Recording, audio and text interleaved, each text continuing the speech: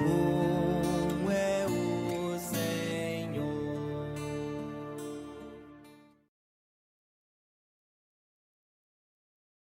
Bom dia. Paz do Senhor. Vamos começar? Vamos começar o nosso estudo. Lembrando que a gente está numa sequência de estudo do livro do Êxodo, tá bom? Estamos quase no final, né? Quase no final.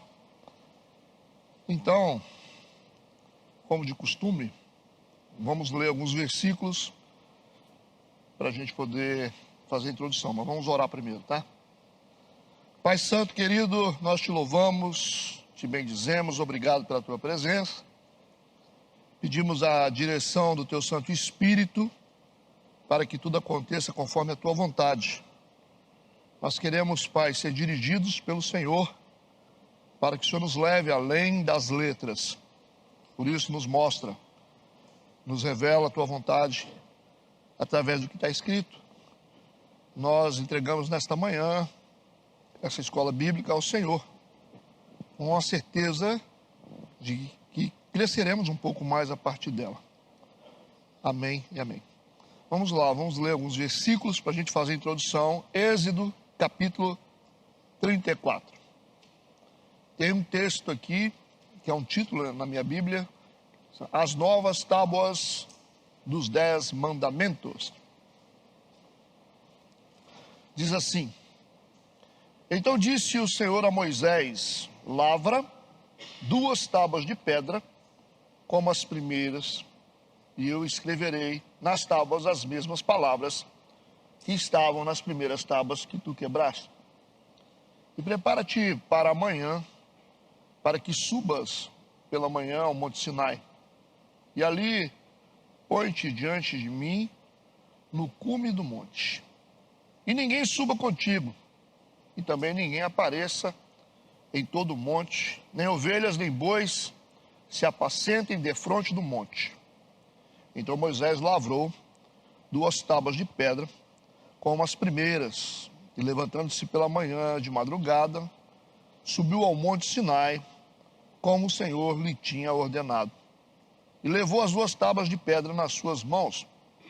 E o Senhor desceu numa nuvem e se pôs ali junto a ele, e ele proclamou o nome do Senhor.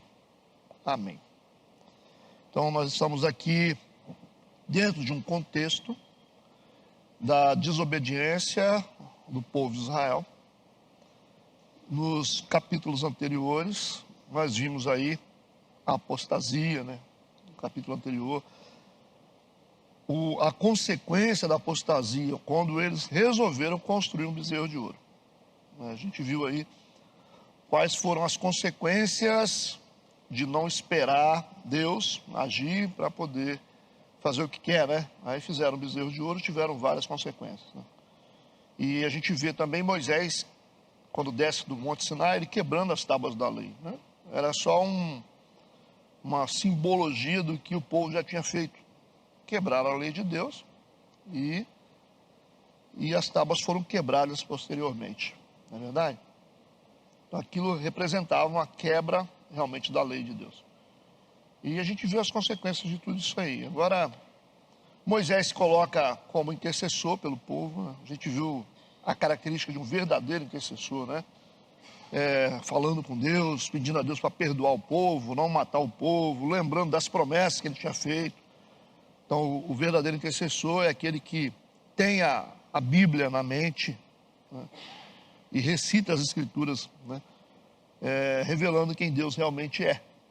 A gente viu todo o processo aí de intercessão do Moisés, um grande intercessor, né? E aqui a gente vai ver também alguns pontos também que a intercessão continua.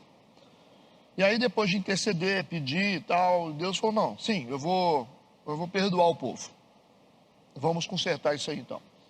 Aí no versículo 1, o texto começa dizendo assim: então, esse então significa que a gente continua na sequência de falas de Deus, né? Então um capítulo está subordinado ao outro.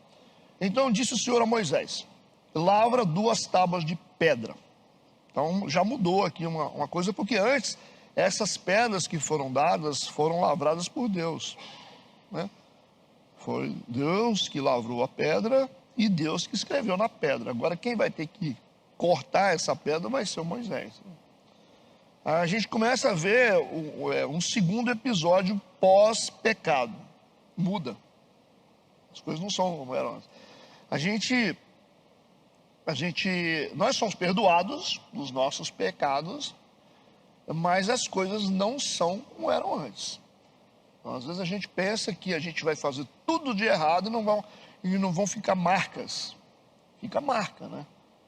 É igual quando você comete um erro e você acha que você pode ser isento das consequências dos seus erros. Não tem como, né?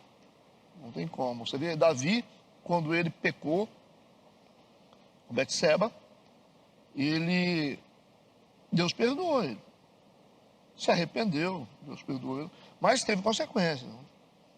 Teve consequências. Você vê que o Davi mesmo, ele teve que sair do palácio, porque o próprio filho dele queria matar ele. Como consequência. Aí ele sai do palácio, depois chega no deserto, ele começa a ser apedrejado. Alguém se levanta para jogar pedra nele. E os soldados que estão com Davi disseram: Davi, você quer que a gente mate esse pessoal? Ele falou assim: não. Ele falou: isso aí é Deus. É verdade? Então, assim, às vezes quando a gente comete erros, se a gente quer restituir alguma coisa, tá aí o exemplo. Primeiro a gente tem que sair do palácio. Né? Não adianta a gente querer ficar sentado no trono. Às vezes as pessoas querem recomeçar a vida a partir de um erro que comete, o arrependimento, mas querem ficar no trono. Não, desce do trono, você estava numa posição, agora você vai para o banco. Sai do palácio, sai da sua posição, né? Sai da sua zona de conforto. Não é verdade? Esse é o primeiro passo, né? Para quem quer ser recuperado. Não ficar com a pose. Não. Como assim? Você errou e você quer ficar bem? Deve ficar defendendo a sua reputação até quando? Não, desce aí do trono, sai do palácio por um tempo, depois você volta. E depois você tem que se preparar para as pedradas. Preparar para as pedradas. Não adianta você falar aqui: ah, eu cometi um erro. Não, você tem as pedradas. Vai ter a galera que não vai conversar com você. Você não vai ter mais oportunidades como você tinha antes.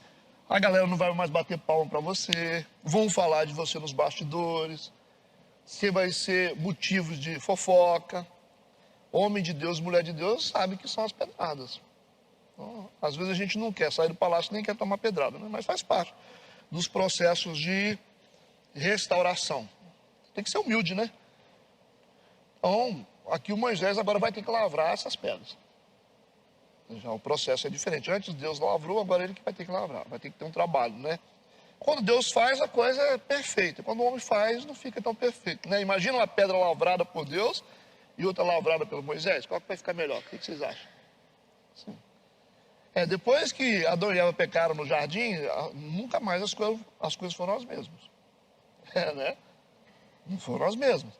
Então essa é uma realidade que a gente precisa entender. Né? Então disse o Senhor: Moisés, lavra 2 tábuas de pedra como as primeiras. Tá? Mas como as primeiras vai ser mais difícil, né? Porque as primeiras foram lavradas por Deus. E Deus está dizendo: e eu escreverei. Mas Deus vai escrever. Já melhorou, né? Nas tábuas as mesmas palavras que estavam nas primeiras tábuas que tu quebraste. Na verdade, não foi o Moisés que quebrou. O ato de Moisés de quebrar as tábuas, as pedras da lei, foi só uma imagem do que o povo tinha feito. Certo? Eles quebraram a lei. E agora vocês serão quebrados. E foram, né? Você viu que a parte daquele povo que estava ali morreu. Foram quebrados mesmo. Né? Então, Moisés vai retornar agora ao monte Sinai e vai ficar mais 40 dias com Deus. 40 é número probatório. Então ele vai ter que voltar para lá para restituir. Não é simplesmente dizer assim: ah, me perdoa. Me perdoa. Sim, Deus vai dizer: sim, eu te perdoo. Mas você tem um caminho de volta. Né? Então a gente pensa que o perdão de Deus isenta a gente de todas as responsabilidades, de todas as consequências. Não. Perdão não isenta a gente de responsabilidade. Se você me deve 50 mil, eu posso até dizer para você assim, ó, não estou mais com raiva de você, não vamos brigar mais, mas me dá meus 50. Eu quero eles. Você pegou, tem que me pagar, rapaz. Mas a gente vai conversar? Vamos conversar, vamos voltar a ser amigos, mas eu quero os meus 50. É assim, tem que entender. O que acontece com a igreja é assim, igreja, o pessoal vem para a igreja, aceita Jesus aqui na frente e acha que não tem responsabilidade nenhuma. Não vai lá pedir perdão para quem tem que pedir, não vai lá quitar a conta lá que deixou para trás, é todo mundo assim, né? Todo mundo não, estou generalizando, né? Mas boa parte da igreja é assim, não, que agora eu me converti, não, eu não tenho que... vamos deletar o passado. O deletar o passado significa deletar também as responsabilidades? Como assim? Você tem que ir lá fazer os seus acertos, você tem que fazer o caminho de volta e fazer os acertos. Só que você vai com o coração cristão, né? E vai pedir perdão para quem você tem que pedir perdão, vai ter que acertar com quem você tem que acertar. Essa é uma questão de dignidade, né, espiritual. Não dá para a gente chegar na igreja aqui e esquecer que a gente tem um monte de coisa para fazer lá fora, para consertar. Né? Não, mas os meus pecados foram lançados no mar do esquecimento. Foram sim. Foram sim. Mas você tem coisa para acertar. Né? Você tem pendências para serem acertadas. Não esqueça disso nunca. Porque se você esquecer, vai chegar num ponto da sua vida lá que Deus vai te lembrar. Quando você chegar lá, ele vai dizer assim, daqui você não vai passar não. Igual lá o Jacó, né? Ah, mas por quê? Porque não... Por isso, né? Não dá. Essa é uma realidade dura, né? Mas assim, pastor, quando é que eu tenho que voltar para acertar, fazer acertos? Ué, Deus vai te falar. Eu gastei mais de 10 anos para fazer isso, né? Para fazer os meus acertos. Mas eu fui convencido por Deus, na hora certa eu tive que ir. Quando eu deveria ir, que estava perto, eu não quis ir. Aí Deus botou bem longe, aí eu tive que viajar horas para fazer assim. Eu poderia ter feito quando estava do lado, né? Entendeu? Então é assim, só um exemplo, né? Do que a gente tem que fazer. Então Moisés retorna à montanha para mais 40 dias com Deus. E o Senhor lhe dará novas tábuas das leis. Certo? A intercessão de Moisés pelo povo funcionou porque Deus vai dar a eles os mandamentos novamente. Né? Então, o conteúdo das leis de Deus, que estão nas tábuas ali, né? Era composto da lei cerimonial, isso é importante saber, né? A lei moral e a lei civil ou judicial. Então, o sistema de lei de Deus é dividido assim, nessas três partes, né? São subdivisões. Lei moral, lei cerimonial e lei civil ou judicial. É o que está escrito ali. Se você começar a ler lá os 10 mandamentos, né? Os 10 mandamentos ali é só um condensado da lei. A lei tem 613 itens. Por isso você vai ver aquela discriminação lá em Deuteronômio, né? Aquele monte de coisa, não farás isso, não farás aquilo. É muito detalhado. Mas ali, os 10 mandamentos é a lei a grosso modo. Você esmiuça aquilo pela Bíblia fora. E Deus é muito detalhista, né? Deus foi falando as coisas, os detalhes. Se você roubar o boi do vizinho, você tem que fazer isso. Não, a Bíblia é assim, toda detalhada. Coisa de judeu, né? Gosta das coisas bem claras. Então, o conteúdo das leis dadas lá, os 10 mandamentos, é composto, repetindo, de lei cerimonial, lei moral, lei civil ou judicial. Então, quando você fala assim, pastor, lá nos 10 mandamentos tem lá, guardar o dia do sábado. O dia do sábado é uma lei cerimonial. É uma lei cerimonial, é cerimônia. Né? Não é uma coisa social, certo?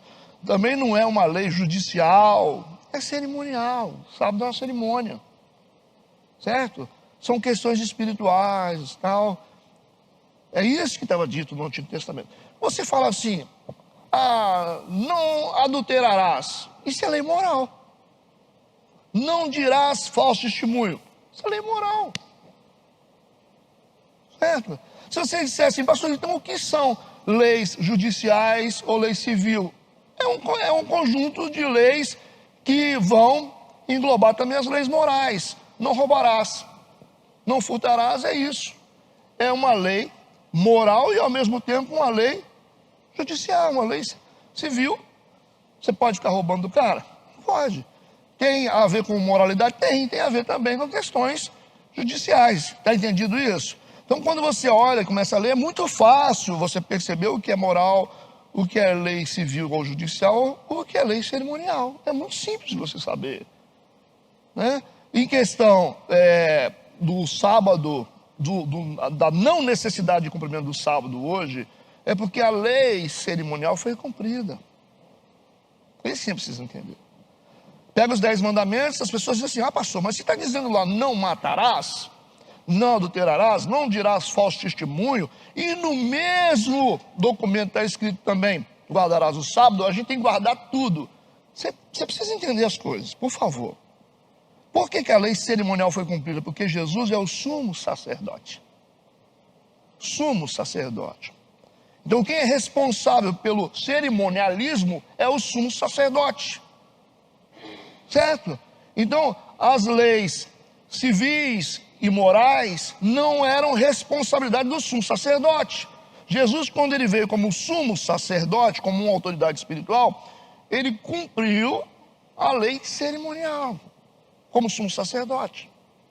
Por isso que nós não temos que guardar sábado, mas nós temos que guardar as leis morais. Elas continuam: não matarás, não furtarás, não dirás falso testemunho, honra seu pai e sua mãe. É difícil de entender isso? Está explicado ou não? É por isso que a gente precisa entender que a lei cerimonial foi cumprida. Versículo 2 e 3. Continua dizendo: e prepara-te para amanhã, para que subas pela manhã ao monte Sinai, e ali põe-te diante de mim no cume do monte. Ninguém suba contigo, e também ninguém apareça em todo o monte, nem ovelhas, nem bois se apacentem de fronte do monte. Então aqui temos as regras, né, de restauração dessa aliança com Deus que foi quebrada. Deus já vai dizer. Você vê que agora nem o Josué sobe.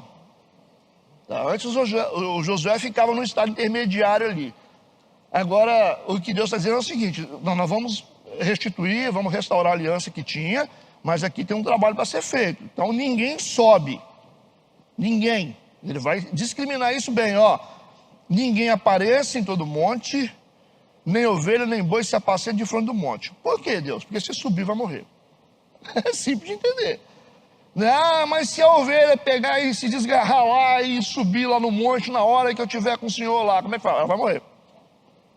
Ah, mas se a criança estiver lá brincando, subiu lá no Monte Sinai, pois é, vai morrer também. Porque nós estamos falando sobre lei. E lei é lei. Como eu dou exemplo para vocês. Nós temos a lei, as leis físicas, não temos? Ou não? Lei da gravidade. Aí você fala: pastor, mas a criança é inocente. Um bebê de 3 anos de idade, ele é inocente. Ele não pode ser vítima da lei. Você que pensa que não pode. Aí você coloca a criança aqui no alto, sozinha, que você não está vigiando, ela vai pular lá de cima. Ela vai quebrar a lei da gravidade. A criança vai morrer. Porque você deveria ter cuidado do seu filho. Aí você fala: puxa Deus, por que o senhor fez isso? Meu filho pegou no fio desencapado, foi queimado com 1 ano de idade. Leis que foram estabelecidas, que foram quebradas. Então a lei de Deus, ela não poupa ninguém. Nem criança, nem adulto, nem animais. Entendeu o que eu falei? Mas por que a criança quebrou? Porque quem deveria proteger não protegeu. Quem deveria guardar não guardou. Aí a responsabilidade fica pra gente, né? Como pais. Não, mas pode deixar solto aí que protege. Às vezes a gente está em retiro, aí você vê menino desse tamanho assim, brincando em beira de rio. Aí você vai: cadê seu filho? Aí está lá conversando fiado,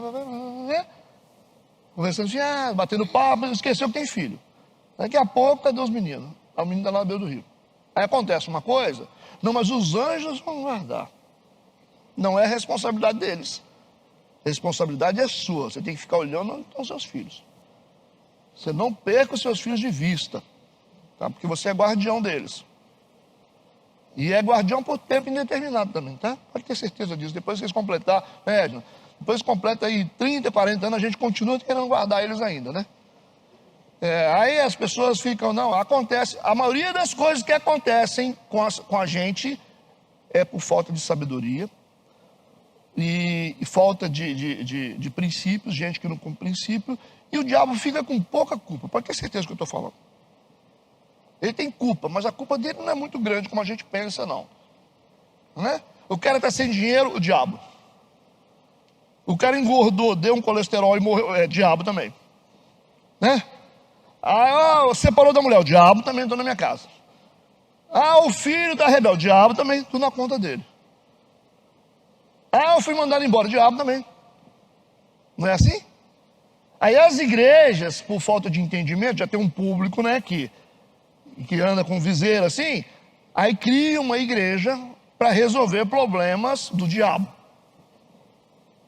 Aí está sem dinheiro, está quebrado. Por que está quebrado? Não, vem cá, o diabo entrou na sua vida, vamos tirar. Aí vai expulsar o demônio porque é o diabo que tomou o dinheiro.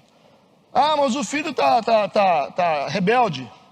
Não, vamos lá fazer o trabalho para tirar a rebeldia do filho. É muito fácil colocar na conta do diabo, né? A maioria dos problemas dos filhos se dá pela omissão dos pais, por não cumprir o papel bíblico. A maioria dos casamentos que estão dando errado é por omissão bíblica do casal. Eles são desobedientes à palavra de Deus. Por isso que eles brigam, por isso que tem conflito, por isso que não tem respeito, por isso que eles se separam. É desobediência. É simples de explicar, né? Mas por que eu estou sem dinheiro? Não, porque o seu sistema de valor sobre dinheiro é errado, você é compulsivo por compras, você não tem disciplina, você não entende o que significa poder ter e não poder ter. Então são valores errados. E aí, quando você acerta tudo isso aí, você começa a fazer correções nessas coisas e assumir responsabilidades, você vai ver que vai sobrar pouca coisa para o diabo. Existem coisas que implicação espiritual, lógico, a gente sabe disso, mas não é tanto como a gente pensa, não. Um ajuste moral na vida de uma pessoa é libertador. Libertador. O diabo vai se beneficiar de muitas coisas, né? Ele fica esperando, né? Um oportunista. Agora, você ficar assim, colocando tudo na conta do diabo, aí não dá, né? Não rola, né? Não é verdade? Vamos parar com esse negócio, vamos assumir responsabilidade, ser paz, ser justo, né? Estudar, né? Estudou? Não, então não passa. Mas é o diabo. Não é o diabo não, você tem que estudar. Não estudou suficientemente. Pastor, mas... Aí fica mandando, conversa comigo, pedindo para mim procurar um demônio na vida. Acha onde é que ele está, porque eu não consigo. Gente, eu vou te falar a verdade com vocês. Enquanto a gente ficar nessa aí, a igreja não evolui, não. Tá? Vamos saber separar questões espirituais de questões de responsabilidade pessoal. Tá certo?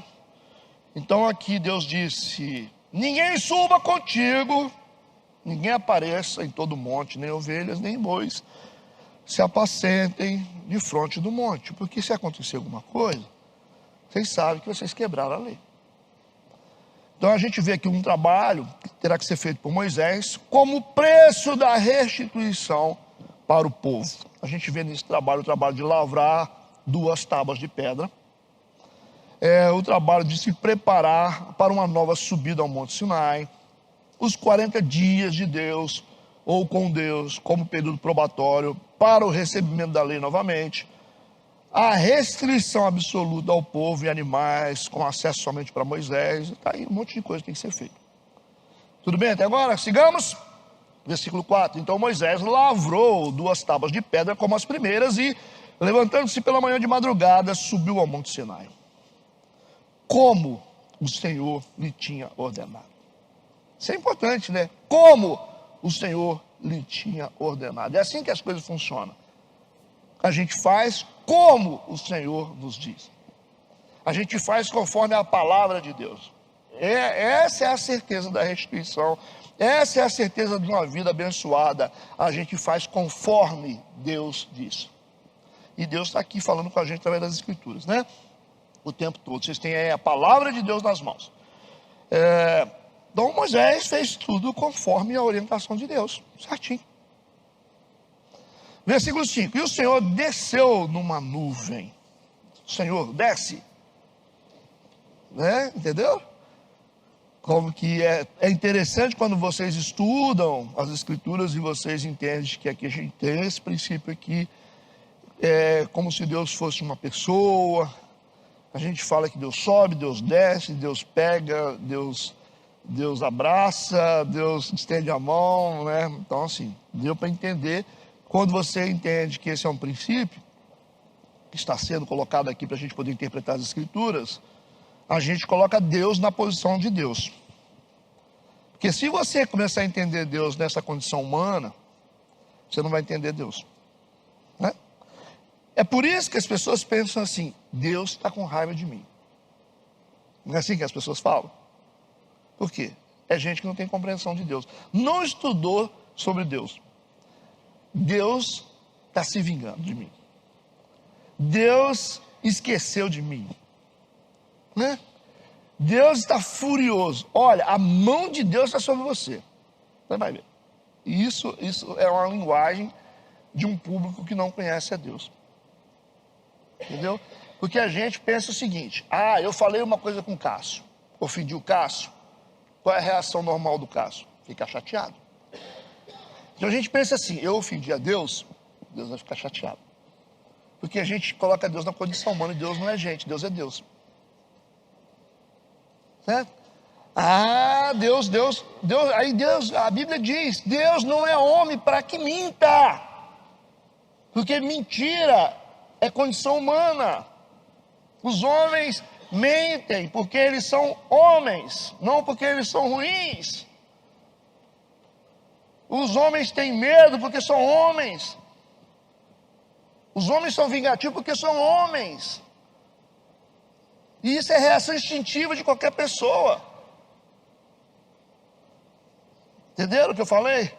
Mas se a gente começar a falar o seguinte: não, Deus virou as costas para mim, né? Porque você acha que Deus é igual ao seu vizinho. Você gosta de diminuir Deus. Você acha que Deus é igual à sua esposa quando vocês brigam. Está me dando gelo. Nem olha na minha cara, Deus. Então essa forma errada de entender, né? Deus não é gente, Deus é Deus. Ok?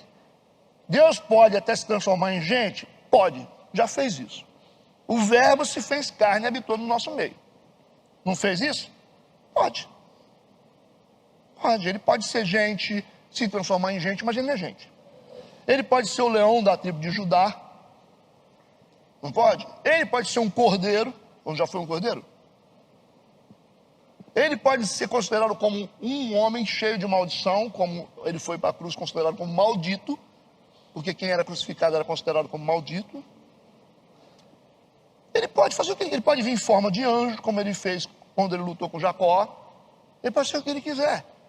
Ele pode ser o vento, quando ele veio no dia de Pentecostes, um som como de um vento. Ele pode ser uma águia, como a Bíblia diz, né? Que nós somos cobertos, protegidos, né? Ou nós vamos nas alturas com Deus como uma águia. Pode ser como uma galinha que cuida dos seus pintinhos. Não é assim. Deus é rei. Deus, ele é juiz. Deus é justiça. Deus é paz. Deus é amor. Deus é cura. Ele pode se transformar no que ele quiser. Mas é importante entender, como bons alunos de escola bíblica, que Deus não é gente, Deus é Deus. Então Deus não tem olho, Deus não tem mão, Deus não tem cabeça, Deus não tem pé. Por favor. Tá certo? Deus é Deus. Deus não é o sol? Sol da justiça? Ele pode ser sol. Porque o sol tem pé? Né? Então essa ideia que algumas religiões têm de Deus de cabelinho comprido branco, barbinha branca, sentado num trono, não é assim. Pastor, mas está na Bíblia. Gente, vamos repetir. Linguagem o quê? Antropomórfica. Então a gente tem essa ideia de um Deus que tem as características que a gente tem. Quando a gente vê que Deus desceu numa nuvem, isso é só para você entender. Às vezes Deus não precisa nem de nuvem para descer, né? Então a gente nem sabe se esse movimento aqui, Deus tem esses movimentos como a gente desce e sobe. Mas é só para a gente entender as questões espirituais. Então Deus desceu numa nuvem, se pôs ali junto a ele, e ele proclamou o nome do Senhor. Então Moisés proclamou Deus pelo seu nome próprio, que é muito sério quando você pega no original o momento quando Deus é chamado de Yahvé. É o nome próprio de Deus. É como se você chamasse você de apelido, tal, mas você tem um nome próprio, que é a sua identidade. Então, Yahvé significa Yud Rei, Vav Rei, que é o nome próprio de Deus. Os judeus têm muito temor em pronunciar o nome próprio de Deus, por causa do mandamento que você não deve pronunciar o nome de Deus, usar o nome de Deus em vão, né? Mas ao mesmo tempo a Bíblia também diz que quem não invocar o nome do Senhor não será salvo. Então esse nome é o nome próprio de Deus. E Deus pode ser chamado de Yahvé, Tsikinu, Shalom, Adonai, né? E todos, Jeová, todos os nomes de Deus conforme as características que ele tem. Ele pode ser o Deus da provisão, ele usa um nome. O Deus da justiça, ele usa outro nome. O Deus da cura, ele usa outro nome. Porque ele pode ser o que ele quiser, porque ele é Deus, né? E proclamou o nome do Senhor. Então Moisés aqui está num momento muito íntimo, né? Porque está conversando com Deus e proclamando Deus com o nome próprio de Deus. Versículo 6. Passando, pois, o Senhor perante ele. Está vendo que interessante? Passando o Senhor, né? Clamou o Senhor, Senhor Deus misericordioso e piedoso, tardio em ira-se, grande em beneficência e verdade. Isso aqui é uma maneira dele continuar intercedendo pelo povo, porque ele está diante de um Deus que pode ser justiça quando ele precisa ser. Então a condição de pecado do povo ainda existe. Então ele se aproxima de Deus, temente a Deus, e dizendo: Senhor, tu és misericordioso, tu és piedoso, o Senhor demora em irar-se, grande é a sua bondade, a sua beneficência e verdade. Porque isso tem a ver com o perdão de Deus, né, concedido ao povo, e ele está relembrando essas coisas para Deus. Então ele está temeroso, como homem, que ele está diante de uma divindade que tem todo o direito de punir um povo que fez um bezerro de ouro. Então Moisés ainda, ele está construindo isso, ele está dizendo: Senhor, esse povo errou, mas isso é bom, né? Não por eles, mas pelo Senhor, certo? Então esse intercessor, ele sabe o caráter de Deus, a ponto de verbalizar o caráter de Deus. Então o verdadeiro intercessor é assim, ele proclama o caráter de Deus, não porque Deus não sabe quem ele é, mas porque nós precisamos mostrar para Deus que a gente sabe quem ele é. Por isso que a gente proclama, às vezes você fala assim: Senhor, as tuas misericórdias duram para sempre. É porque Deus não sabe? É porque a gente precisa mostrar que a gente sabe disso. Quando a gente fala: Senhor, a tua bondade é grande, o Senhor é Deus de misericórdia. Então há um poder muito grande nesse ato de você falar a Bíblia, proclamar a Bíblia, falar a Bíblia, das Escrituras. Versículo 8: E Moisés apressou-se, inclinou a cabeça à terra e o adorou. Então aqui nós estamos vendo a intercessão de Moisés continua, está em curso, seguida por adoração. Essa conduta de se prostrar diante de Deus aqui é muito comum no Oriente, quando você está diante de um rei, certo? É muito comum você se prostrar e inclinar a cabeça diante de reis, e ele está fazendo a mesma coisa aqui, respeitando Deus na sua posição de autoridade, certo? Versículo 9, está vendo? Às vezes a gente pensa, né? Qual é o papel de um intercessor, né? Fazendo para o povo aquilo que eles não podem fazer, que é aquilo que eles nem entendem. Esse é o intercessor.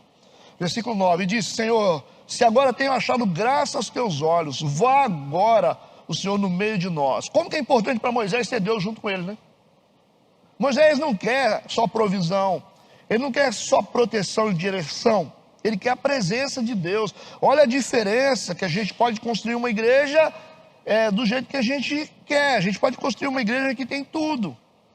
Uma igreja protegida, uma igreja que está sendo provida e uma igreja que está sendo guiada, mas sem a presença. Porque Deus disse para ele: eu vou colocar um anjo diante de vocês. Eu vou proteger vocês dos inimigos. Eu vou levar vocês para uma terra que manda leite e mel. Deus estava dando tudo para eles, mas Deus disse: só tem uma coisa, eu não vou com vocês. Aí o Moisés disse: não, só tem que ir com a gente, não dá não. Sem a gente não dá. É aquele exemplo que eu dei para você, como se Deus te desse uma mega empresa e falasse assim: eu estou te dando essa mega empresa, eu vou colocar 10 milhões na sua conta, mas eu não vou estar com você. O que isso significa? Você não vai ter nada de sabedoria para lidar com aquilo.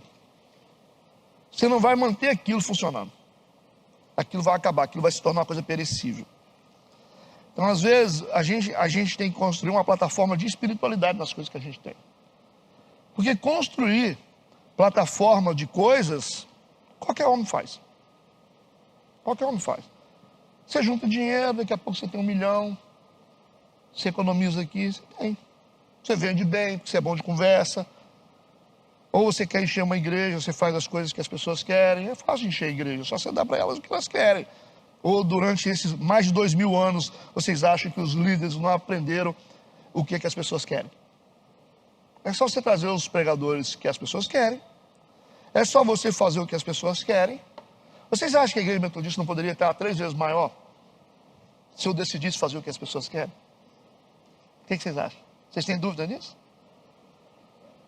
Não cabe. É só você fazer o que as pessoas querem. Todos os hipócritas que entrarem aqui dentro e disserem assim: tem que ser assim, pastor, você faz. Aí o outro fala também: você faz. Aí você quer fazer política, né? Já que o contexto é esse. Você quer fazer política com todo mundo, né? Você não quer ter uma identidade profética, e aí você está cheio de gente. Cheio de gente. E você gasta a sua energia não para orar, mas ser político com todo mundo. Aí você diz para as pessoas: nós temos uma multidão, né? Você tem uma multidão de problemas, uma multidão de inimigos, você tem uma multidão de ameaças, você tem uma multidão, isso pode acontecer.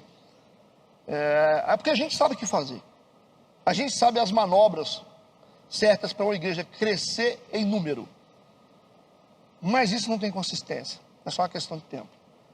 É como se construísse uma casa sobre a areia, como muitas pessoas. Às vezes você está crescendo, fazendo alguma coisa, está ganhando dinheiro, está fazendo coisa que está todo mundo vendo, mas não tem consistência espiritual. Você não tem lugar secreto, você não tem tempo de oração, você não tem tempo de jejum, você não tem tempo de intimidade. A sua intimidade é só de palavras, mas não é de atitudes. Sabe o que significa? Isso significa que o seu sucesso tem prazo de validade. Vai chegar um tempo que você não vai ter mais nada. Isso é bíblico, gente. Então a gente primeiro constrói os fundamentos. A gente não constrói o prédio em cima do nada. A gente constrói fundamento, consistência. E aí a gente sabe que os nossos pés estão sobre uma rocha. E rocha é assim, né? Pode vir vento, vir tempestade, vir pandemia, vir o que for. Nós estamos lá. Sabe por quê? Porque nós estamos ancorados. Essa é a diferença. Enquanto tem um monte de gente aí, você não, fulano, o que houve? Ah, pai, fulano estava bem, acabou e nada. Qual era a base dessa pessoa? Agora, fundamento, ele cresce no lugar onde ninguém vê, né? Ninguém gosta de trabalhar onde ninguém vê. Tem gente que gosta de trabalhar onde todo mundo vê. Onde é que ficam os alicerces de uma casa? A gente faz o alicerce tampa. Ninguém vê. Aí você fala: não, alicerce não, eu quero fazer um negócio bonito, eu quero pintar isso aqui, botar vidro aqui nesse negócio, né? Janelas bonitas, uma cor bonita. Eu quero, mas e o fundamento? Não tem. Inclusive, eu gastei até pouco nisso aí, botei uns ferrinhos de 5,16, só para ficar assim, só para dizer, né? Aí você vai subindo. Então assim, gente que constrói onde ninguém vê, é gente que pode crescer, certo? É gente que vai crescer muito, é gente que Deus vai poder dar crescimento. Mas construir onde ninguém vê é ser capaz de orar muito, ser capaz de santificar, ser capaz de buscar a Deus, a presença de Deus, valorizar as coisas de Deus. Isso é fundamento. Onde só Deus vê. Um lugar onde só Deus vê. Ninguém mais vê. Ninguém sabe que você ora. Ninguém sabe que você busca. Ninguém sabe que você acorda pelas madrugadas. Ninguém sabe do seu nível de renúncia, do seu nível de estudo. Ninguém sabe de nada. Só Deus sabe. Então você pode construir um altar, como Josué teve que construir. Você pode construir do lado de fora do rio, ou você pode construir no fundo do rio. Deus disse para Josué: pega as pedras e você vai construir um altar no meio do Jordão, porque o Jordão tinha sido aberto. Aí Deus falou: constrói um altar no meio do Jordão. Josué assim, e constrói um altar do lado de fora do Jordão. O que significava isso? Você vai construir um altar onde só eu vejo. E quando o Jordão fechar, de novo voltar para sua posição, vai ter um altar que vai ficar lá para todas as gerações futuras. Só eu que vou enxergar. Um altar do lado de fora, todo mundo vai ver. Agora o que está no fundo do rio, só eu que vejo. Então aí que está o segredo de uma vida com Deus. Construir altares onde só Deus vê. Agora, construir um altar onde as pessoas vê, isso é chato, né? A gente só fica vendo, os anos vão passando, né? Cai 1.000 ao teu lado, 10.000 à tua direita. Eu vejo gente subindo e descendo, subindo e descendo, subindo e descendo, subindo e descendo. A gente chega e vai embora, ganha e perde. Eu fico só olhando. Aí a gente vai indo, né? Só observando, devagarinho. Uma coisa que eu disse para Deus quando eu era criança: Deus, eu quero crescer, mesmo se for devagar, mesmo se for a passinho de formiga, mas eu quero ir para frente, para trás jamais. Então assim, é melhor ser devagarzinho assim, ó, né? Devagarinho, devagarinho. Aí tem gente que está na velocidade, né? Todo mundo está me vendo, né? Vamos lá, né? Isso é um sucesso. Vamos devagar. No compasso de Deus é melhor. Quando eles perceberem, a cruz de Jesus já está em pé lá em cima da montanha. Eles vão falar: como onde você conseguiu esse negócio todo? Eu falei: enquanto você estava em cima de um palco lá, a gente estava trabalhando. A gente estava lavando os banheiros da vida espiritual, lavando os pés dos outros, plantando a semente. A gente estava lá. Você estava onde? Ah, mas eu estava lá. Ah, tá bom. Isso é vida espiritual, gente. Então, vamos fazer as coisas de maneira certa. Tá? Se tem uma coisa que a gente precisa vencer dentro de igreja, é uma coisa chamada hipocrisia.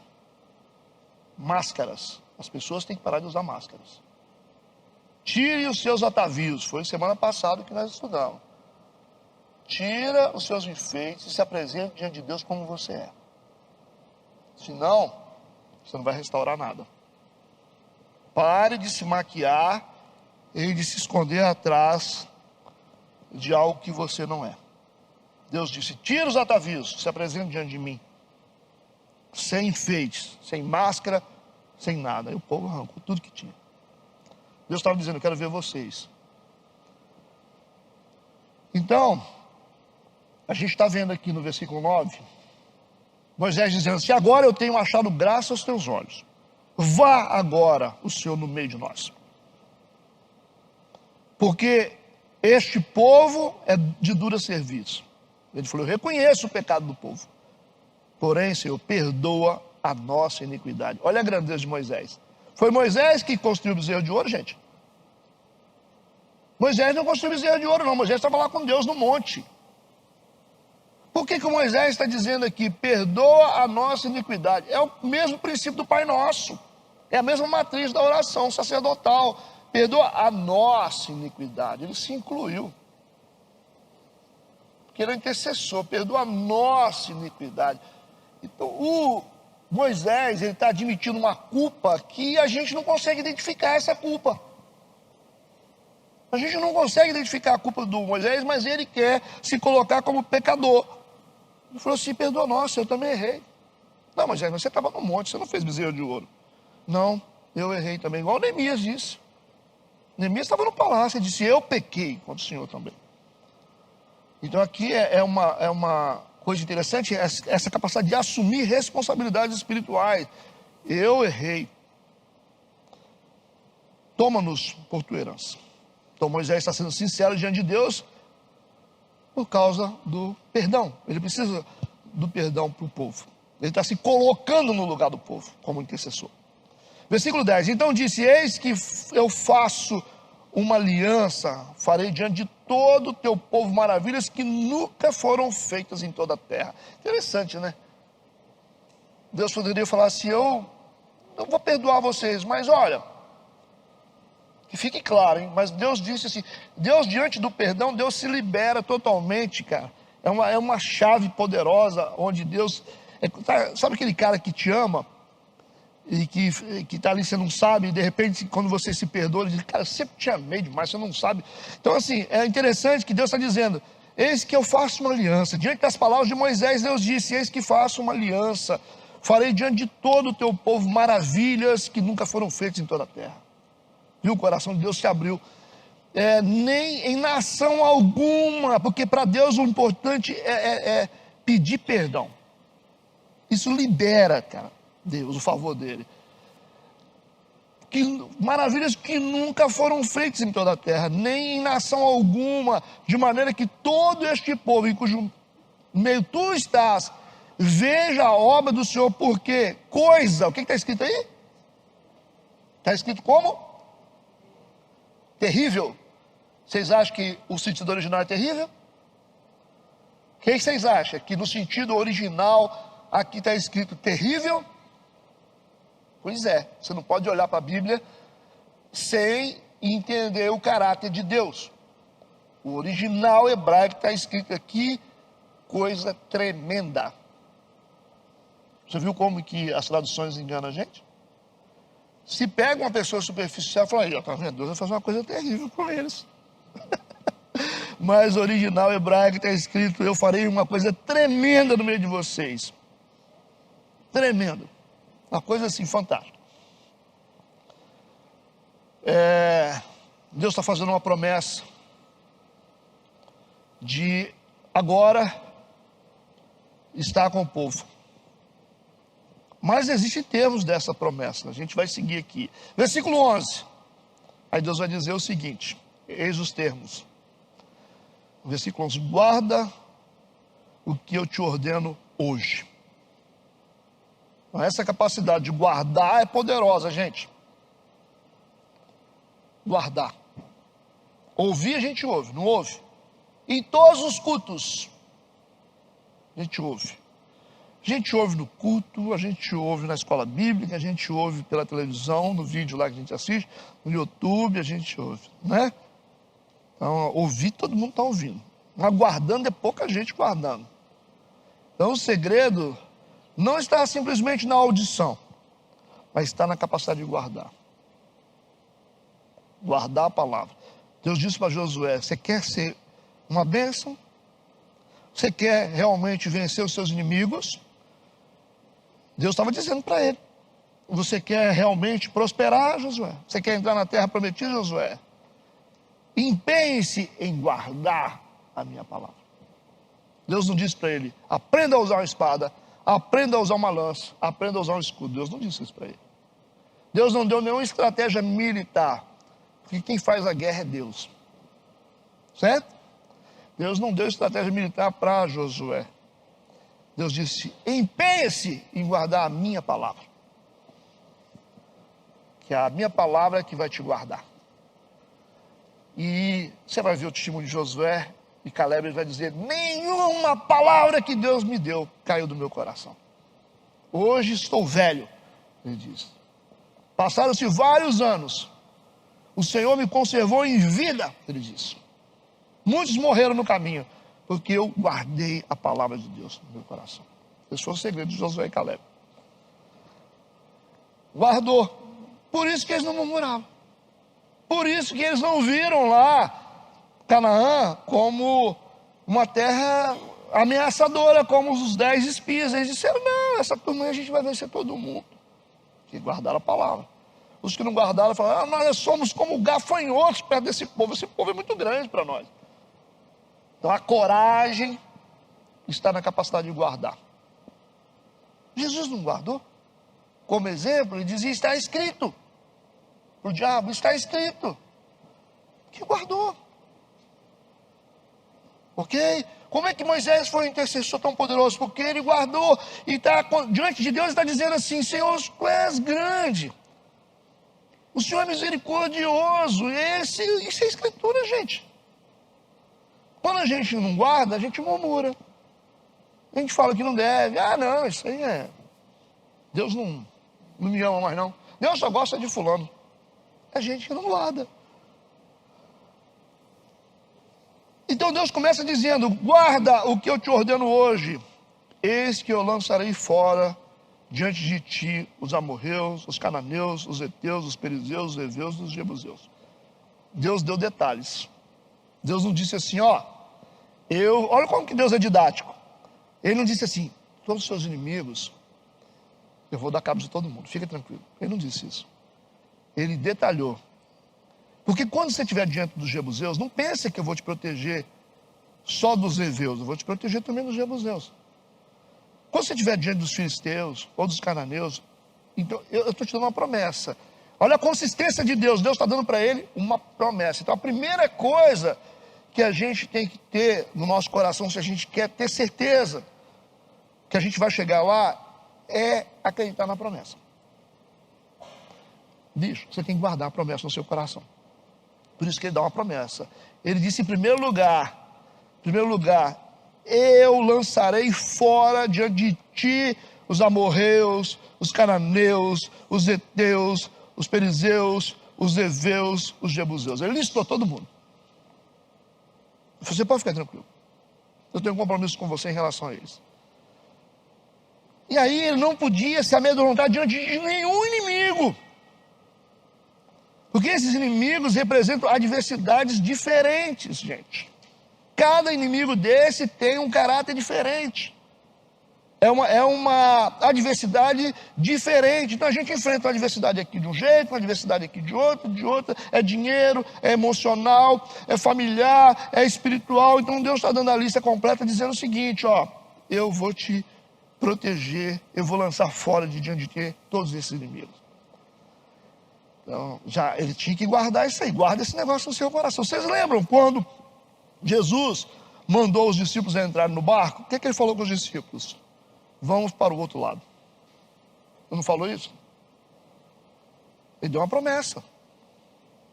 Ele disse, nós vamos para o outro lado. O que acontece quando eles estão indo para o outro lado? Uma tempestade. Aconteceu uma tempestade. Então o que vai sustentar os discípulos? A promessa. Porque Jesus disse, nós vamos para o outro lado, nós vamos atravessar. Mas quando começa o barco a balançar, está todo mundo desesperado. Aí vem Jesus andando sobre as águas. Aí o Pedro diz, deixa eu ir, posso ir? Vem. Aí vem o Pedro andando sobre as águas. Aí olha para o lado, afunda, aquela coisa toda. E quando ele chega no barco, ele fala, puxa vida, vocês têm pouca fé, né? Vocês têm pouca fé. O que eu disse para vocês lá atrás? Então o problema é esse, a nossa falta de fé está nisso, de não ter a capacidade de guardar a promessa. Cara, não importa o que vai acontecer no caminho. Se Deus disse uma coisa, pode chover canivete, ele vai te levar para o outro lado. Então a gente tem que aprender essas coisas. Você tem que perseguir uma promessa. Pastor, eu tenho 30 anos que eu sou crente. Cara, você já recebeu uma promessa lá no início da sua conversão. No meio tem tempestade, mas você vai chegar do outro lado. Porque ele disse. Quantas coisas difíceis aconteceram? Eu lembro quando a gente começou a igreja, foi uma maravilha. Tudo que começa é bom, né? A gente entra no barco, vai assim, né? Ai, que coisa boa, né? Nós temos uma promessa. Rapaz, primeiro ano foi uma maravilha, o segundo virou um inferno a igreja. confusão dentro da igreja, gente com problema, não sei o quê, gente saindo, gente entrando, confusão. Nós acabamos em 10 ou 12 pessoas dentro da igreja. Aí tinha pastor que falava comigo assim: rapaz, você tem que largar essa igreja, pai. Joga essa bandeira no chão e assume, toma a igreja para você. Eu falei: eu não tenho essa palavra de Deus. Foram muitos pastores de Colatina que falaram comigo assim: rapaz, se eu fosse você, eu jogava a bandeira da igreja metodista fora e botava um nome lá, ministério seu. Eu não fui chamado para isso, não. Não fui chamado para ser dono de ministério, não. Eu não.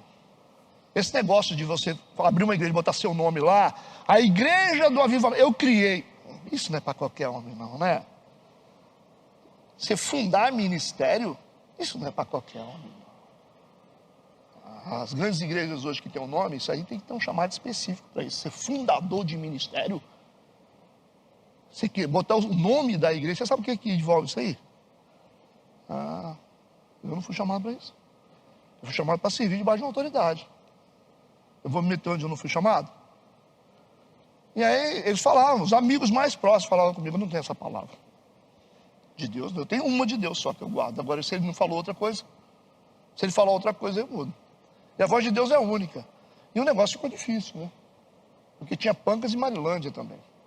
E eu ficava revezando nas 3 igrejas, desesperado e trabalhando fora. Aí uma começava a morrer, eu corria para lá.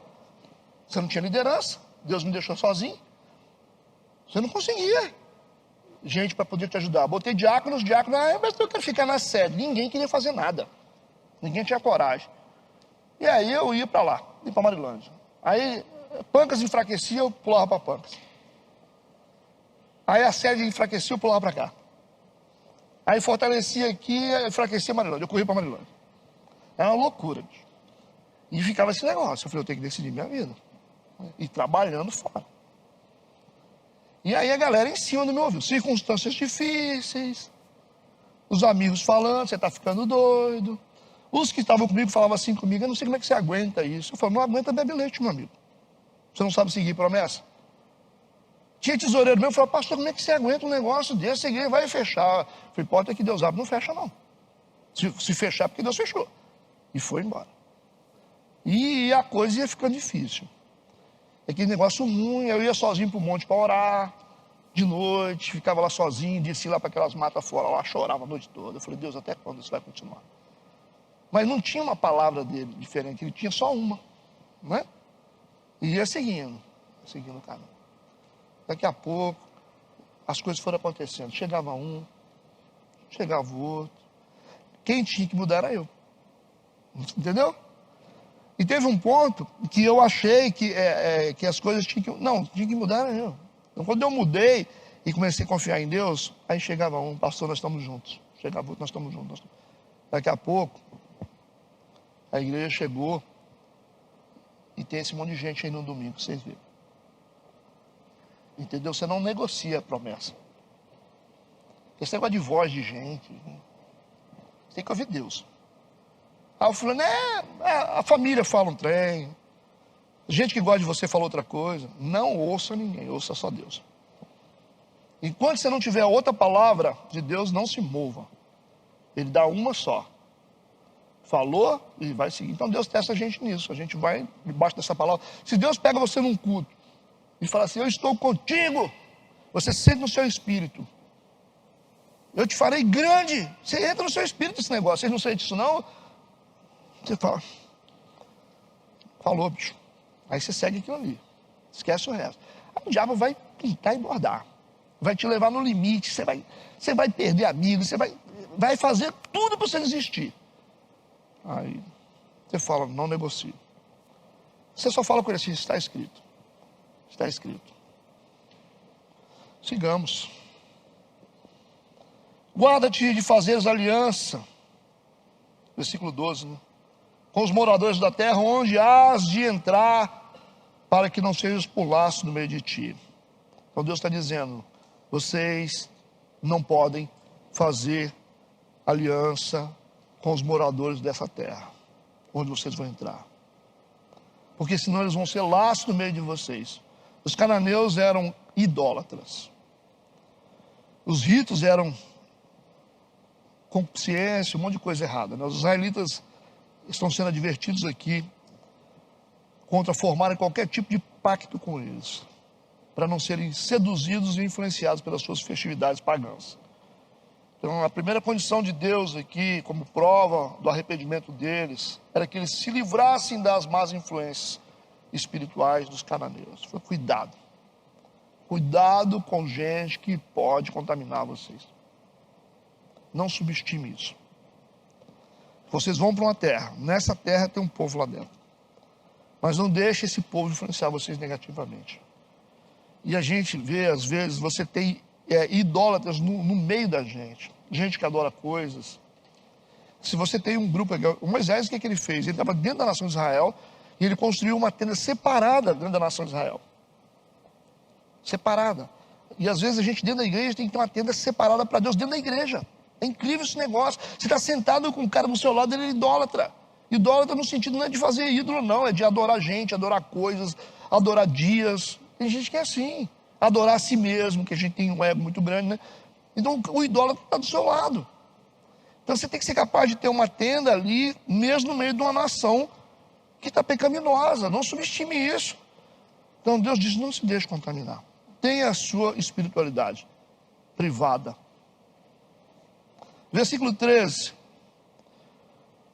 Mas os seus altares derrubareis, e as suas estátuas quebrareis, e os seus bosques cortareis.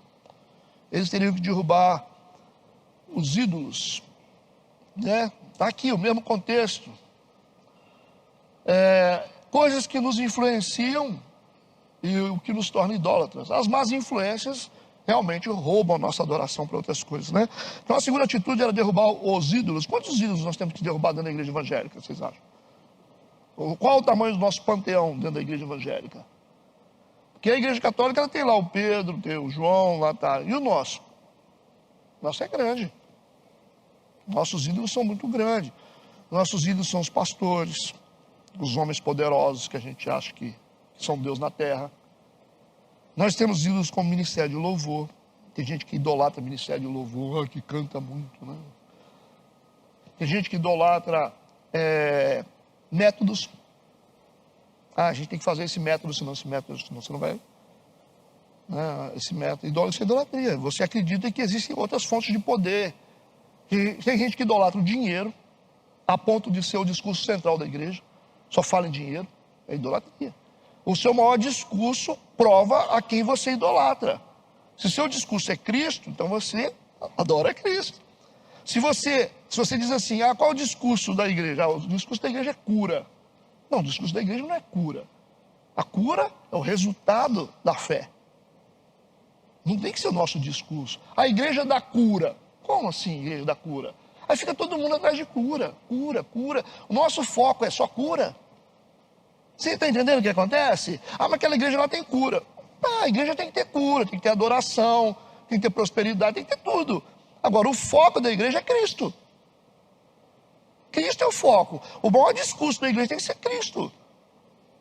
A igreja lá é a igreja da prosperidade. Igreja da prosperidade.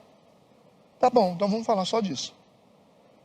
Percebe? Então, o seu discurso define a quem você adora. Aí o cara fala assim, não, nossa doutrina. Se você não cumprir a doutrina, você está fora. Como assim? Quer dizer, o centro aqui é a doutrina? Ou o centro é Cristo? O que Cristo fez com as pessoas que tinham problema? Ele matou as pessoas? Tá. Você vai passar na frente de Jesus? Jesus perdoa a pessoa e você quer jogar a pessoa no fogo do inferno? Que história é essa, rapaz? Você está maluco? Vamos passar pelo filtro de Cristo as coisas. O que Jesus faria nessa situação? O que ele fez com o ladrão na cruz, que se arrependeu? O que ele fez com a mulher que foi pega em flagrante adultério? Vamos saber. Não, mas a doutrina diz... A doutrina? Quem falou isso aí? A doutrina é maior que Cristo? Doutrina? Tá certo. Então o centro da igreja é Cristo. Quando a gente coloca Cristo como centro, tudo funciona. Agora nós não temos ídolos. A campanha é o ídolo? Não, a campanha não tem poder não. O encontro? Não. O poder é Cristo. Não, é o óleo? Também não. nossa fonte de poder é Cristo. Ele é tudo.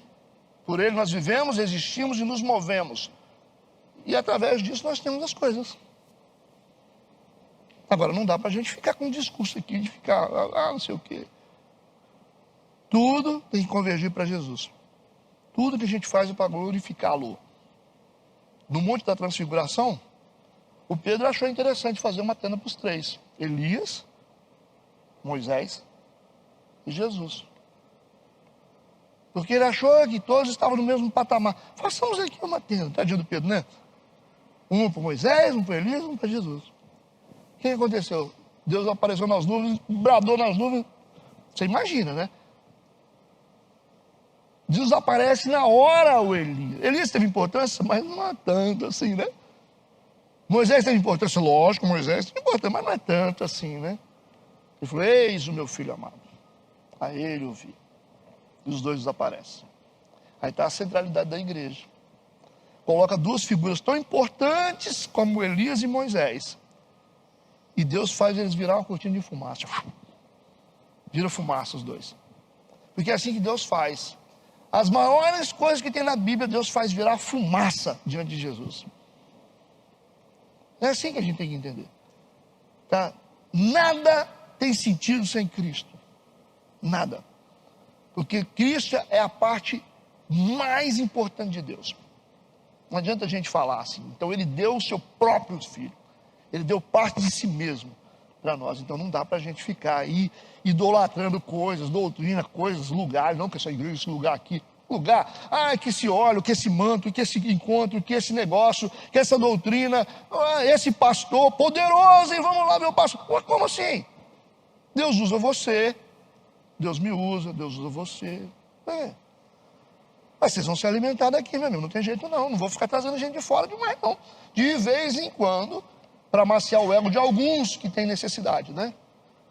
Agora, quem pastoreia a igreja é o pastor. E a nossa igreja está crescendo sem evento. Não tem evento, é nós mesmo. É nós. Quem é que vai, pastor? Eles falam assim para mim, pastor, vai fazer retiro? Quem é que vai? Nós. Vai mesmo, nós aqui, então nós. Quem vem? É nós.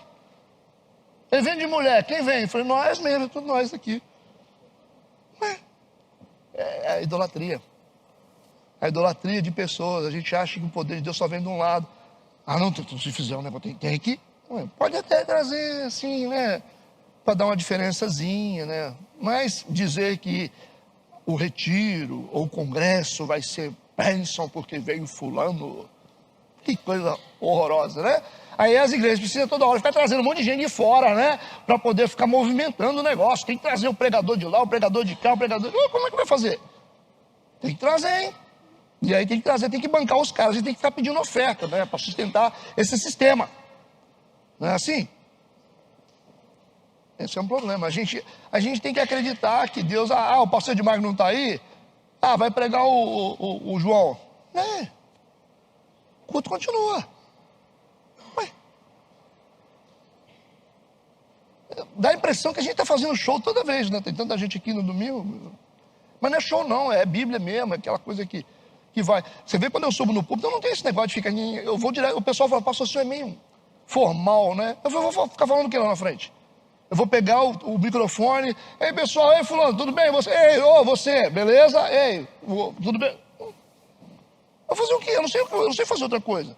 A única coisa que eu sei é fazer assim, graça e paz, vamos à palavra de Deus.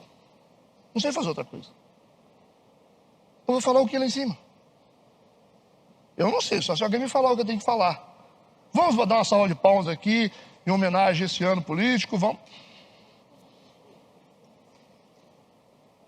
Porque a gente não faz nada, que faz é a Bíblia. É a Bíblia que faz. O homem não tem poder. É a exposição das escrituras que tem o poder. Então a gente tem que gastar tempo com Bíblia. Todo o tempo da igreja tem que ser gasto com Bíblia. O louvor, ele prepara a gente. Você entrega para Deus um louvor, para Deus falar na palavra. Então a palavra é o resultado do louvor que a gente entrega para Deus. Então toda a sistemática de uma igreja está preparada para a Bíblia. O trabalho do louvor é preparar a gente, preparar o ambiente, preparar tudo para a chegada da revelação da palavra. O que você vai inventar mais em cima disso aqui? Não tem como fazer mais coisa. Entendeu? E isso torna a igreja saudável. A igreja tem que ser bíblica. Porque senão, meu amigo, é 30 minutos um fala um trem, 20 minutos outro fala outra coisa, 10 minutos outro fala outra coisa, fala. Aí, para não dizer que vai ficar só nas minhas palavras, vamos abrir o texto. É difícil, cara. Não muda, gente. Tudo bem? Versículo 14. Porque não te inclinarás diante de outro Deus, pois o nome do Senhor é zeloso, é um Deus zeloso. Então está aqui a atitude de que Deus cobra deles também. Deus é o único. O versículo fala de fidelidade. Fidelidade, Deus é o único.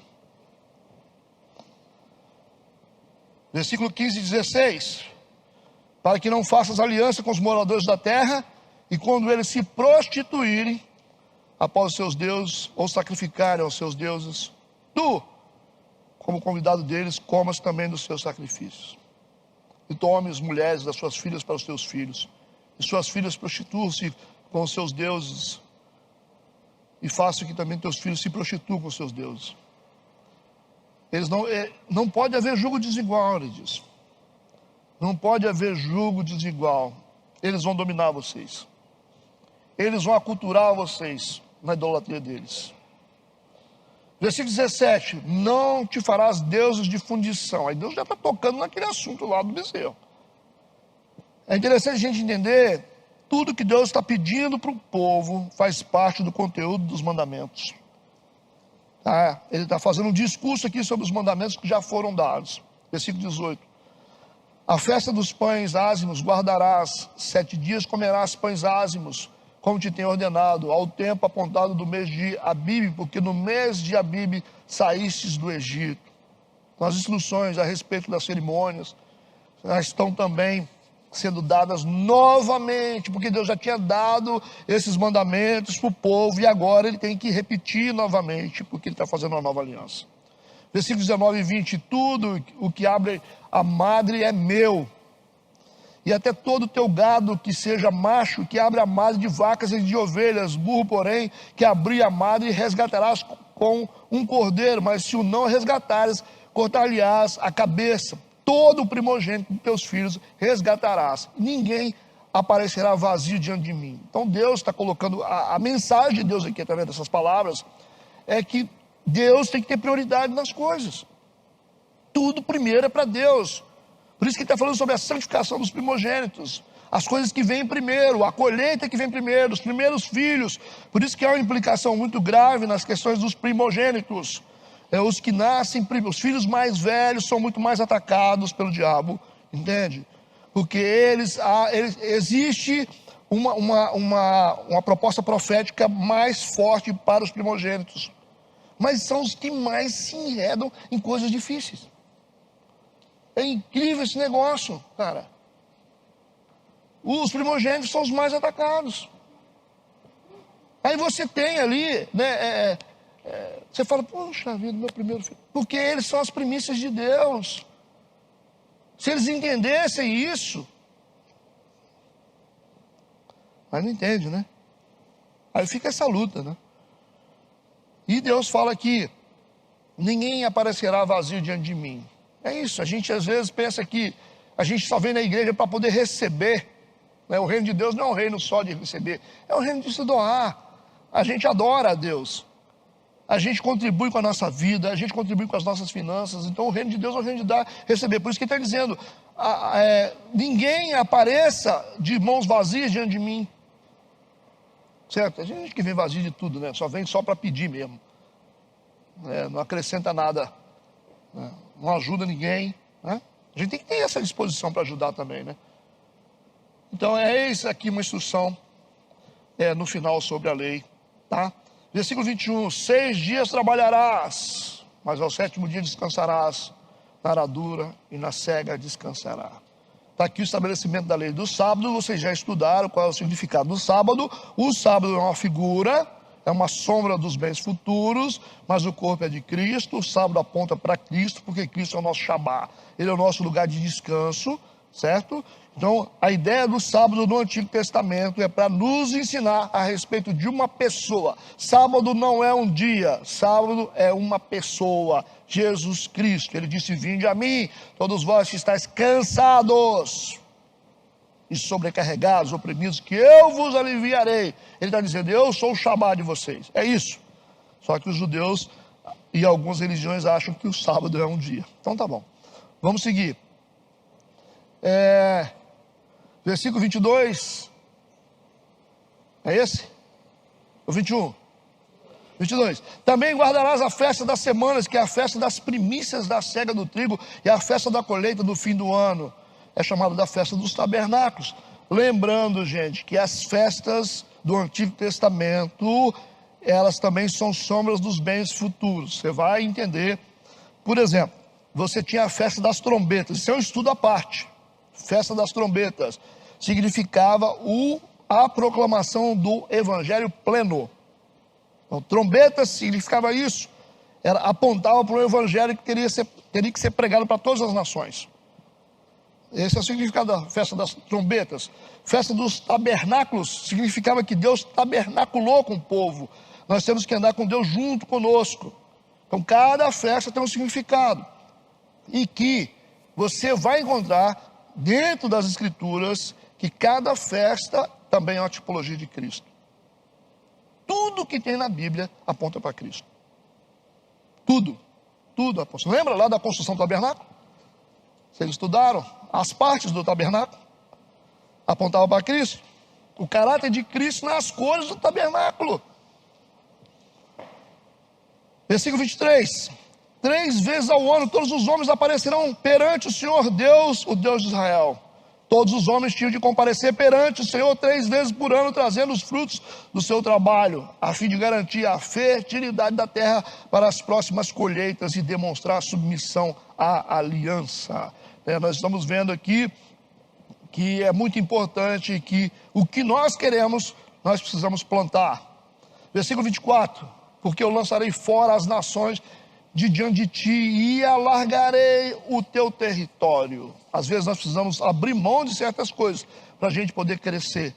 Às vezes tem que haver subtração na nossa vida para que a gente possa adicionar coisas novas. Isso que está no versículo 24. Porque eu lançarei fora as nações de diante de ti e alargarei o teu território. Ninguém cobiçará a tua terra quando subires para aparecer 3 vezes no ano diante do Senhor teu Deus. Essa era a condição para que o povo fosse protegido por Deus. Tudo isso, na verdade, é um discurso da lei que eles quebraram. Versículo 25.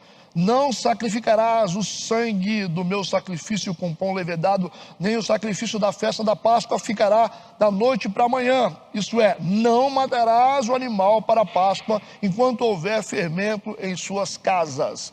Então existe um direcionamento de Deus a respeito do fermento. Que quando você coloca fermento no pão, você está colocando um aditivo na massa para que ela cresça, não de forma normal. Então o fermento tem é o símbolo do pecado. E às vezes a gente quer adicionar coisas na nossa vida para ter um crescimento não natural. Pão com fermento é uma coisa, pão sem fermento é outra coisa. Versículo 26. As primícias dos primeiros frutos da tua terra trarás à casa do Senhor, teu Deus. Não cozerás o cabrito no leite de sua mãe. Por que ele está falando isso aqui? Porque os cananeus tinham por costume fazer isso aqui. Cozinhar cabrito no leite da mãe do cabrito. Era um ritual pagão. Então o que Deus está protegendo eles é dos rituais pagãos. A idolatria dos cananeus poderia contaminar eles. É o que acontece às vezes com a gente. A gente acaba fazendo tudo que os idólatras fazem. A gente mistura coisas do mundo dentro da igreja. Deus está dizendo, vocês não vão fazer isso. Isso é costume deles. Qual o problema que existe às vezes de você pegar, cozinhar um cabrito no leite da mãe do cabrito? Aparentemente não tem nenhum problema. Mas como é um costume dos pagãos, eles não poderiam fazer. Porque isso era um ritual. Esse é o problema. Às vezes coisas que você acha, mas não faz mal. É igual beber álcool, né? Pastor, mas álcool, mas isso é um costume dos pagãos. Esse é um costume do mundo. Entendeu a coisa? A questão da bebida não é uma questão espiritual, é uma questão moral. Você não entende? Fugir de toda aparência do mal. Não adianta ficar inventando pretexto. Ah, pastor, mas as pessoas fazem, né? Como é que faz? Nós temos uma diferença, gente. Precisamos ter uma diferença. Não adianta você ficar inventando. Ah, pastor, mas lá, cultura ocidental é cultura ocidental, cultura oriental é cultura oriental. Paulo ensinou isso muito bem. Né? Você não deve fazer nada que possa trazer escândalo. Se você está sentado no lugar bebendo, o pessoal vai dizer, você não é crente? O ímpio vai falar, não é o crente que vai falar, não. Ó, pastor, na sua geladeira tem cerveja, pastor? O ímpio vai te condenar. Acorda, acorda. Porque dentro da nossa cultura, cristão, crente não bebe. É nossa cultura essa.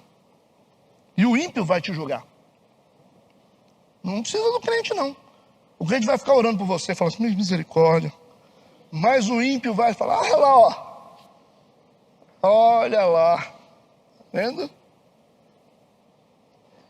Cara, é tão doideira que você vai numa festa, se você toma guaraná, é perigoso. A Bíblia ensina, você tem que fugir desses escândalos, porque eles vão criando coisas. Aí por exemplo, se eu estiver num casamento, eu tomo refrigerante escuro. Porque o guaraná é igual a cerveja. Você tem que ficar ligado com essas coisas, cara. Porque o diabo ele entra pelos caminhos daqui, até você provar que fosse de pouco não é tomado, demora demais. Você já escandalizou a igreja. Se você está na rua conversando com a menina muito próximo dela, pegando na mão dela, sabe o que eles vão falar? Aí eu vi o Vans com a mulher na rua. Aí o outro vai dizer assim, é o telefone, né? Não estava só, estava beijando também. A minha filha anda comigo, a Nathalie tem mania de pendurar no meu pescoço na rua. A primeira coisa que eles ficam olhando para mim assim. Olha para ela, olha para mim, olha para ela. Tipo assim, pastor, cadê a sua mulher, hein, pastor? A Nathalie pendura no meu braço, me abraça assim, tá no lugar, me abraça. Aí você tem que tomar um certo cuidado, porque eles ficam assim olhando, ó. Olhando para mim, olhando para ela, olhando para mim, olhando para ela, para ver assim, tá com a novinha, né, pastor? E aí você fica assim, não, mas não tem. O que importa é o meu coração. Larga de ser besta. Você tem uma responsabilidade social como cristão. Você tem uma responsabilidade social, porque você vai denegrir toda uma instituição por que você cometeu um erro. Você está maluco, gente? Tem que tomar cuidado com essas coisas. As pessoas pensam. Se eu estou com uma pessoa dentro do carro, assim, uma coisa é você atender você dar uma carona para uma pessoa de uma idade. Outra coisa, depende. Tem gente que tem que botar no banco de trás, para não ter compreensão errada. Porque esse negócio vai alastrando, vai alastrando, vai alastrando, vai alastrando, vai alastrando. Aí as pessoas falam assim, você amigo pastor, viu o pastor lá com a menininha, hein? Aí o outro fala pro outro, não, já está com ela já faz tempo, ó. Aí vai, mas a igreja aceita isso, a igreja é legalista, hein? Legalista. Quem é que vai dizer que não é? Quem vai dizer que não é? Aí daqui a pouco, vocês são da igreja, do pastor, que anda com a menininha. Mas a menininha era a filha dele. E se espalha. Aí os crentes ficam assim, você sabia? Ouvi falar que esse cara largou a mulher para ficar com a menina novinha. Eu falo, é verdade isso aí? Aí você fala pro outro. Aí vai falando. Aí acabou a reputação. Aí tem gente saindo da igreja, não quer nem saber o que é que está acontecendo. Pessoal, eu vou ficar na igreja, que o pastor fica saindo com menininha? Aí daqui a pouco, é desse jeito. Porque os crentes, não, porque Deus vai nos proteger. Se fosse assim, Paulo não dizia, você tem que fugir da aparência do mal. Tudo que parece mal, às vezes você senta num bar, escandaliza o evangelho. A Bíblia diz, ai de quem trouxer escândalo, ai de quem trouxer escândalo para as coisas de Deus, ai, você sabe o que é, né? Maldição, né? Então, não vem com essa, não, de querer que que o povo de igreja está sabendo dessas coisas. Não adianta ficar dando uma de, monta uma igreja para você ir fora e vive do jeito que você quiser. Aqui não. Você monta, as pessoas chegam aqui e falam assim, não, porque tem que ser nada. Tem que ser nada. Aqui a gente tem uma visão estabelecida por Deus numa direção e fica aqui quem acredita nisso. Se você quiser ir, eu arranjo umas 5 para você que faz do jeito que você quer. Tem um monte, não falta, né? Principalmente nessa cidade, que vai passar a mão na sua cabeça, vai ficar falando que você é gente boa porque você dá um dízimo alto, né? Isso tem de tudo. Eu tenho uns amigos por aí, né? Colega, né? Que isso não é amigo não. Que vai falar para você assim, não, você é a menina dos olhos do Senhor. Por causa do seu dízimo. Faz parte, errar é humano. Não é fácil. O foco do pastor é dinheiro, porque nunca trabalhou na vida, né? Aí não sabe o que é isso. Descobriu que é possível ganhar dinheiro sendo pastor, vai ser pastor. Arranja meia dúzia de ovelha que acredita nele, fica lá contando mentira, contando história, e aí fica sustentando um sistema que não muda a vida de ninguém. Então, é isso aí. Vida que segue. Vocês estão muito falantes hoje. Versículo 27. Disse mais o Senhor a Moisés, escreve essas palavras, porque conforme ao teor dessas palavras, tenho feito aliança contigo e com Israel. Ele afirma novamente, a minha aliança é conforme as minhas palavras. Então o compromisso de Deus com os homens está condicionado à sua palavra. Qual é o limite de compromisso de Deus com a gente? A palavra dele, tudo que ele falou ele vai cumprir, pode ter certeza. Tem fundo musical ainda? Dessa forma, a aliança com Deus poderia ser formalizada. Versículo 28. Esteve ali com o Senhor 40 dias e 40 noites, não comeu pão, nem bebeu água, escreveu nas tábuas as palavras da aliança, os 10 mandamentos. Esse foi o preço pago por Moisés em favor do povo. Versículo 29. E aconteceu que descendo Moisés do monte Sinai, trazia as 2 tábuas de testemunho em suas mãos. Sim, quando desceu do monte, Moisés não sabia que a pele do seu rosto resplandecia depois que falara com ele. Será que as pessoas que têm experiências com Deus podem ficar do mesmo jeito? Não. Está aqui o exemplo, né? Moisés, nem ele sabia que o rosto dele resplandecia depois que Deus falou com ele. Então, a experiência gera uma mudança, gente. A experiência gera uma mudança. Não dá para a gente dizer que teve uma experiência com Deus sem ter um rosto resplandecido.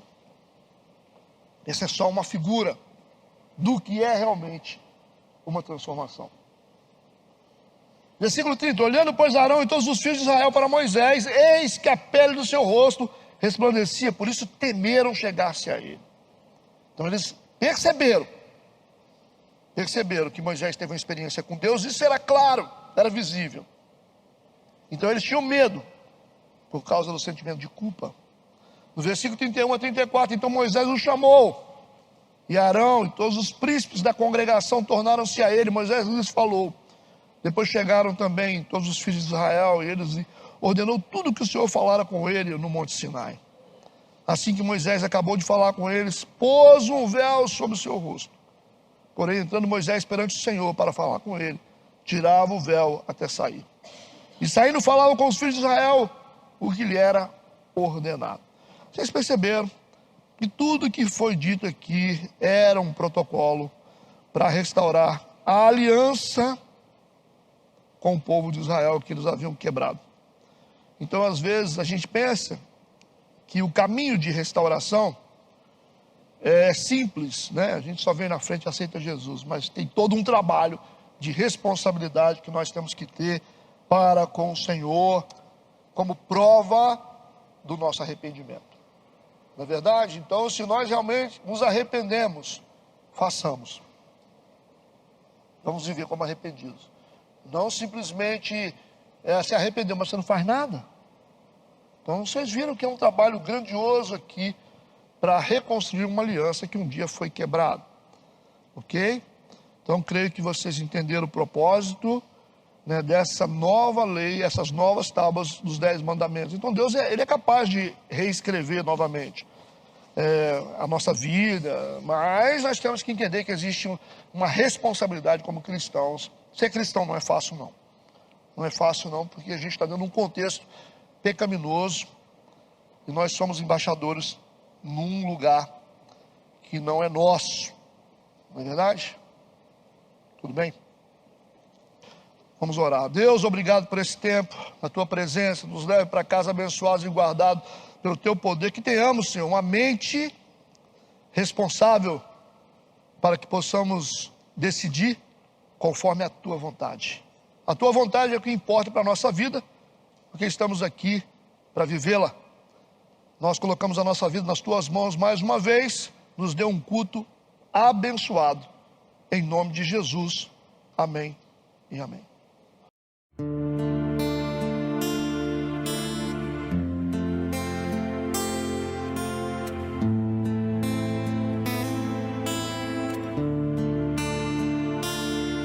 Shema